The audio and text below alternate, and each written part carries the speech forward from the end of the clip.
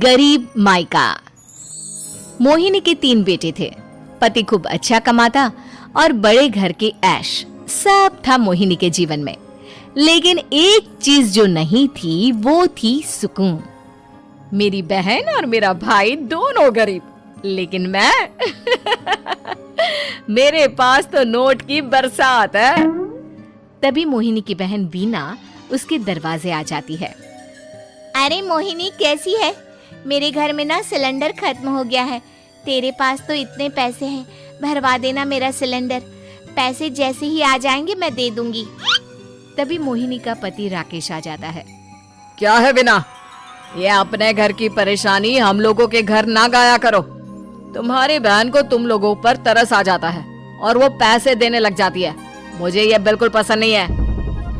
ओ जीजा जी, नहीं, मैं तो वो बस अच्छा, मैं चलती हूँ। वीना वहां से चली जाती है। उसके जाने के बाद अच्छा किया जो आपने सुना दिया। अरे न जाने क्या सोचकर मेरे घर आ जाती है कि जैसे यहाँ तो भंडारा भरा है। अरे कितना तो दे दिया। अच्छा जी, जरा 1000 तो देना। वो बिन्नी दीदी है ना, उनके घर जा रही हूँ। उनका पोता हुआ है तो मुंह दिखाई दे दूंगी। हाँ, उन लोगों के आगे तो शो ऑफ किया करो। वो खुद को बड़ा अमीर शो करते हैं ना, दिखा दे कि तू भी किसी से कम नहीं है। हाँ जी, इसी के लिए तो जा रही हूँ। मोहिनी तैयार होकर अपनी बुआ की बेटी के घर जाती है, जहाँ उसके पोते का कार्यक्रम चल रहा होता है। वहाँ वीना भी आई होती है। अरे वीना, क्या जरूरत थी यहाँ आने की? तेरे घर पर गैस नहीं है तो वो भरा लेती। क्या करूं मोहिनी, बुआ को बुरा लग जाता नहीं जाती तो। वैसे मेरे पास एक जोड़ा बच्चे का कपड़ा रखा था, वही अपनी चांदी के पायल के साथ देने जा रही हूँ। घर पर गैस थी नहीं, सोचा परिवार यहीं खाना खा लेगा, बाकी सुबह का सुबह देखा जाएगा। मोहिनी को बहन पर दया आ जाती है। वो पर्स से 1000 रुपए निकाल कर दे देती है। ले वीना, लेकिन पैसे वापस कर देना, तेरे जीजाजी हिसाब लेते हैं। मोहिनी भी क्या करती, गरीबी में बहन का सहारा ही उसके जीवन जीने का आधार था। फिर एक रोज, सुनिए, भाई के घर बेटी हुई है, मुझे माँ के पास जाना होगा। अरे उस घर में ना कूलर है ना एसी, कैसे रहोगी तुम? हाँ, वही सोच रही हूँ कि अकेली जाऊं, बच्चों को साथ ना ले जाऊं। चले जाओ, लेकिन ये जो तुम अपने गरीब परिवार से मिलने चली जाती हो ना, मुझे बिल्कुल अच्छा नहीं लगता। पता नहीं मैं भी कैसे मैनेज करती हूँ, लेकिन क्या करूँ। मोहिनी भाई भाभी के घर आती है। मोहिनी, कैसे आना हुआ? तू यहाँ हम लोगों के घर रह लेगी या फिर किसी होटल में रहेगी? क्या हो गया है माँ? मोहिनी को क्यों ऐसे बोल रहे हैं आप? अरे तू नहीं जानती अपनी ननद को, पैसे वाली है ना, तो ऐड कुछ ज्यादा ही है। मोहिनी को माँ की बात का बुरा नहीं लगता है, क्योंकि उसे पता ही नहीं चलता कि माँ उसे जली कटी सुना रही है।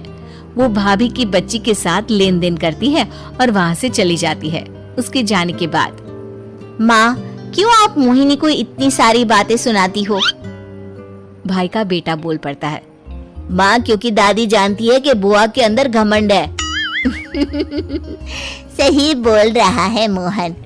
बहू भले तुझे ना दिखता हो, लेकिन मुझे और मोहन को दिखता है कि वो कितनी घमंडी है। मोहिनी मायके आती है, जहाँ गरीबी के कारण चीजें कम होती हैं। इस मोहन के बच्चे को काम पर लगा दो ना, किसी दुकान या किसी होटल में, बर्तन धो लिया करेगा, कम से कम 4 पैसे और आएंगे घर में। देख मोहिनी, माना तेरे पास पैसा है, लेकिन तेरे भाई के दिन इतने भी बुरे नहीं चल रहे कि वो अपने बच्चे की पढ़ाई रुकवा कर उससे बर्तन धुलवाए। मोहन माँ की ओर देखता है, जैसे आंखों से बोल रहा हो, देख लिया बुआ का हाल। हाँ मोहिनी, बात तो सही है, लेकिन अभी मोहन को पढ़ना है। आखिर तुम भी तो अपने दोनों बेटों को पढ़ा रही हो ना। मेरे बेटों से कैसे कंपेयर कर सकती हैं आप? अरे वो तो कलेक्टर बनेंगे।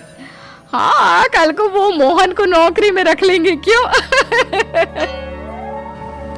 मोहिनी कुछ दिन और रहकर चली जाती है। धीरे धीरे दिन बीतता है। मोहन बड़ा होता है और कड़ी मेहनत से सफल भी हो जाता है। मोहिनी, माँ के जाने के बाद तो तुमने भाई भाभी के घर जाना छोड़ ही दिया, क्यों? वो क्या है ना, उन लोगों का घर छोटा है, मेरे बच्चे जाना ही नहीं चाहते। पर तुझे क्यों अचानक मायके की बात याद आ गई? यार मेरा तो मायका है, भाई भाभी है, मेरा तो आना जाना लगा ही रहता है। हाँ, क्योंकि तुझे आदत है ना ऐसे छोटे से घर में और कम पैसे में रहने की। वैसे क्या खबर है आजकल मायके की अपने?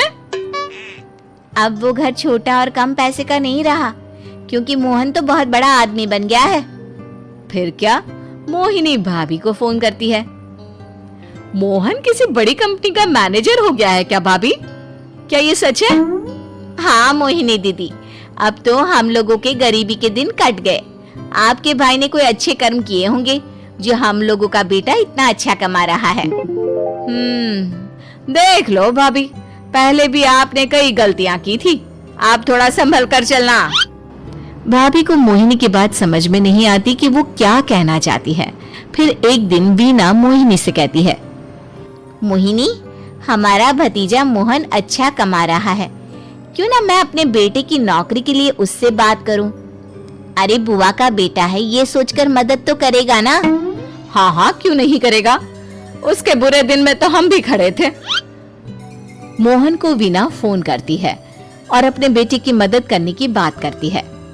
हाँ हाँ बुआ, क्यों नहीं, अब सिद्धार्थ को भेज दे, मैं अपनी ही कंपनी में उसकी नौकरी करवा देता हूँ।